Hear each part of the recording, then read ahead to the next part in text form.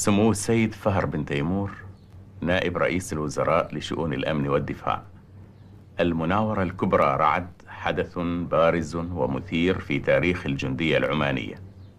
يرجى تسليط الضوء على الهدف المطلوب، وهل حققت المناورة ما كان يتوقع لها من النجاح؟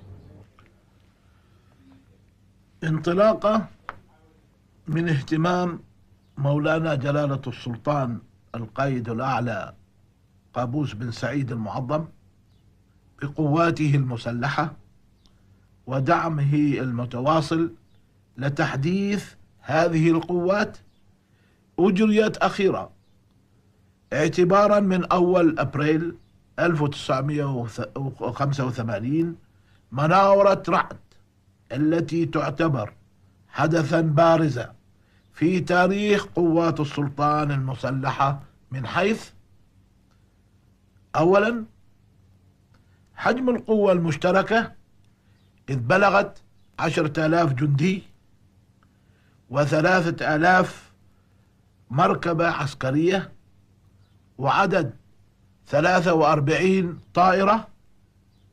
ثانيا كان الهدف المباشر لهذه المناورة هو تعاون القوات الثلاث، البرية والجوية والبحرية، في عمليات عسكرية مشتركة مع رفع كفاءتها القتالية للدفاع عن السلطنة.